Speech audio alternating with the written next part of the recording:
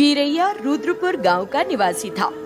वो अपने खेत की जुताई कर रहा था और सोच रहा था, कम से कम अगर इस साल अच्छी बारिश हुई तो मुझे अच्छी फसल मिलेगी, नहीं तो मैं लोगों के कर्ज के बोझ तले दबा ही रह जाऊंगा। खेत में काम करते हुए उसके हल से अचानक कुछ टकराया। उसने खोद कर देखा तो वो एक बक्सा था। वो उस बक्से को बड़ी उत्सुकता से देखने लगा। इस बक्से में पैसा, खजाना या सोना होना चाहिए। तीनों में से एक चीज तो इस बक्से से जरूर निकलेगी और फिर मेरी सारी मुश्किलें खत्म हो जाएंगी। कहीं कोई मुझे देख तो नहीं रहा। वीरैया उस बक्से को एक पेड़ के पास ले आया और बड़ी उत्सुकता से उसने उसे खोला। अचानक उस बक्से से एक विशाल काय दैत्य निकल कर आ गया, जिसने अपने हाथों में अपना दिल पकड़ा हुआ था। उस दैत्य को देखकर वीरैया डर गया और वहां से भागने लगा। तभी वो विशाल काय दैत्य बोला, मैं तुम्हारी परछाई हूँ, मैं नहीं छोड़ूंगा। विशाल काय दानव वीरैया के सामने आकर खड़ा हो गया। वीरैया डर से कांपने लगा। तुम भाग क्यों रहे हो? अगर तुम मेरी बात मानोगे तो मैं तुम्हें कोई नुकसान नहीं पहुंचाऊंगा। क्या मुझे क्या करना होगा? ये मेरा दिल है, तुम इसे सुरक्षित कहीं रख दो। इसके बारे में तुम्हारे अलावा और किसी को नहीं पता चलना चाहिए। तो वीरैया ने कहा, फिर तो तुम्हारे दिल को बोतल में डालकर इस पेड़ से बांध देता हूँ। ठीक है, ऐसा ही करो।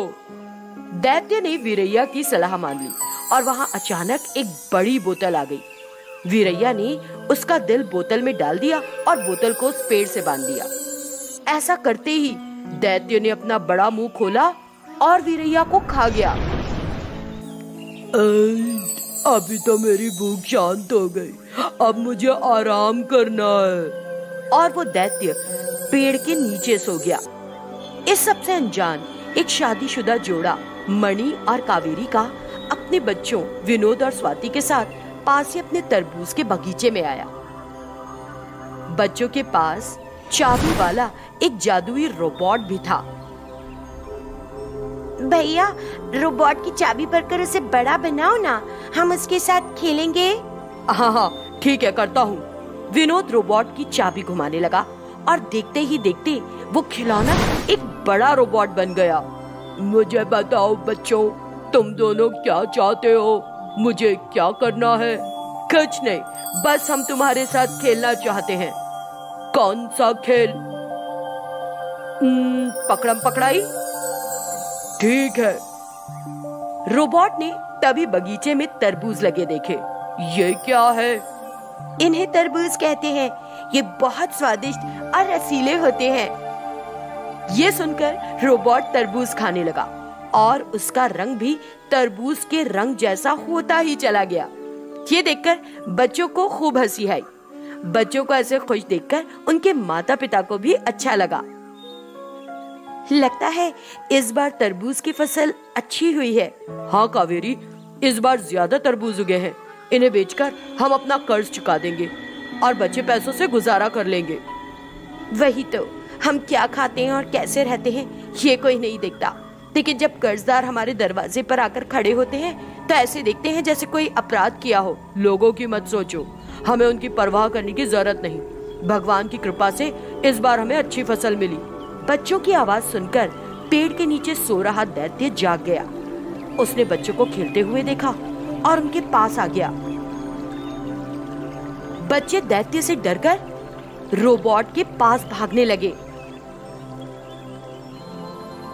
आओ बच्चों आओ, मुझे भूख लगी है, मैं तुम सबको खा जाऊंगा।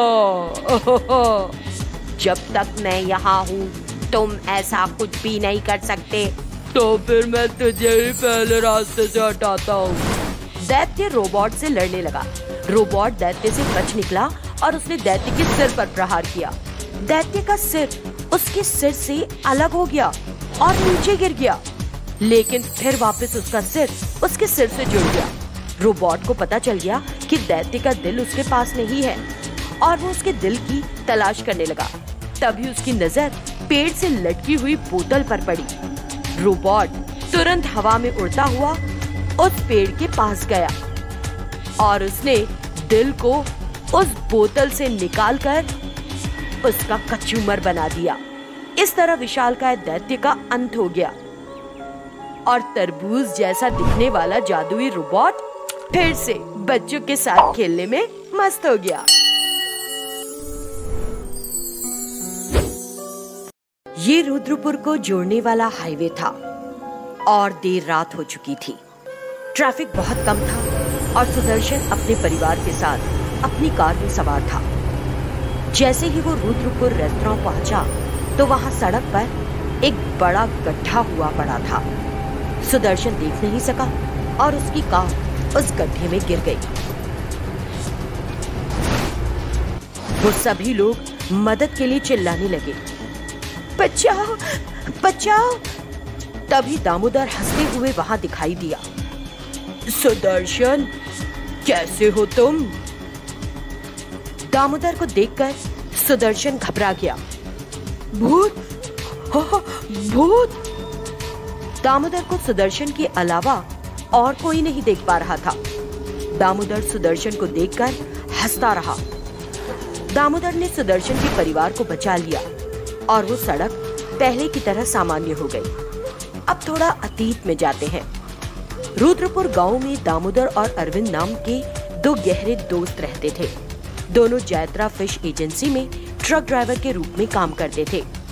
उन दोनों की तनख्वाह बराबर थी, लेकिन दामोदर के लिए वो काफी नहीं होती थी, जबकि अरविंद कंपनी में कुछ घोटाला करके तनख्वाह के अलावा भी कमाई कर लेता था। दामोदर अरविंद की इस धोखाधड़ी से अनजान था। अरे दामोदर, आज तो हम अपनी तनख्वाह लेने जा रहे हैं, कम से कम आज तो खुश देख। अगर मैं खुश हो भी जाऊं तो क्या मेरी तनख्वाह बढ़ जाएगी? तुम्हारे चिंता करते रहने से थोड़े ही समस्या हल हो जाएगी? नहीं होगी, मुझे पता है, लेकिन क्या करूं, हालात ही ऐसे हैं। अगर तू चाहता है कि तेरे हालात ठीक हो जाएं, तो तुझे और पैसा कमाने की सोचनी चाहिए। तू चाहे तो मैं तुझे और ज्यादा पैसा कमाने का तरीका बता सकता हूँ। तुम कह रहे हो तो क्यों नहीं, मुझे भी उस जगह पर पार्ट टाइम नौकरी दिलवा दो जहाँ तुम काम कर रहे हो। मैं भी कहीं ड्राइविंग कर लूंगा। दामोदर की बात सुनकर अरविंद खुश हो गया और वे दोनों तनख्वाह लेकर अपने अपने घर चले गए। दामोदर ने सारी तनख्वाह अपनी पत्नी सुनंदा को सौंप दी। क्या इस महीने भी उन्होंने आपकी तनख्वाह नहीं बढ़ाई? नहीं सुनंदा, वो हर बार इसे अगले महीने के लिए टाल देते हैं। इस महीने भी सारे खर्चे बस इतने में ही पूरे करने होंगे। चिंता मत करो, मैं ध्यान रखूंगी। आपको कहीं और भी काम करने के बारे में सोचना है। मैंने इस बारे में अरविंद से बात की है और उसने कहा है कि वो मुझे अपने साथ ले जाएगा। आज रात से मैं उसके साथ नए काम के लिए जाऊंगा। ठीक है, ध्यान रखना अपना। उस रात दामोदर अरविंद के साथ नए काम पर गया। उन दोनों ने अपनी जयत्रा फिश एजेंसी के ट्रकों को मछली से भरा और वो वापस लौटने लगे। तभी अरविंद का मोबाइल फोन बज उठा। कॉल रिसीव करने के लिए उसने ट्रक को हाईवे पर एक ढाबे के सामने रोक दिया। सामने से सुदर्शन फिश एजेंसी नाम का एक मिनी ट्रक आया। अरविंद उससे बात करने लगा। ये तुम्हारे साथ कौन है? मैंने तुमको चेतावनी दी थी अपने साथ नए लोगों को मत लाना। ये मेरे साथी है और हमारे साथ काम करने आया है।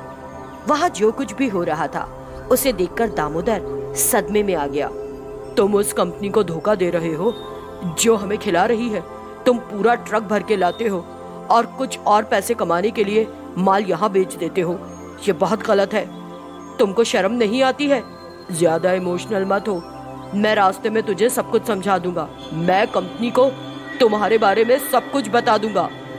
दामोदर वहां से जाने लगा तो अरविंद ने उसे रोकने की कोशिश की और वो उसे बहुत समझाने की कोशिश करता रहा।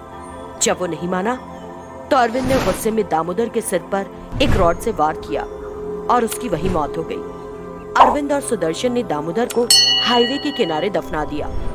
उन्होंने तय किया कि कोई पूछे तो वो कहेंगे कि उस रात दामोदर उनके साथ था ही नहीं। दामोदर के बारे में कुछ भी ना पता चलने के कारण सुनंदा उदास हो गई। अब वर्तमान में। एक दिन अरविंद अपने मछली के ट्रक में सुदर्शन के पास आया। सुदर्शन ने अरविंद को बताया कि पिछली रात उसके साथ क्या हुआ था, लेकिन अरविंद को विश्वास नहीं हुआ। जैसे ही वो लोग रुद्रपुर रेस्टोरेंट के पास पहुंचे, उन्हें अचानक सड़क पर एक गड्ढा दिखाई दिया, लेकिन ट्रक उस गड्ढे में गिर गया। वे दोनों मदद के लिए चिल्लाने लगे। तभी अचानक दामोदर वहां अट्टहास करते हुए प्रकट हो गया। अरविंद और सुदर्शन उसे देखकर बहुत डर गए।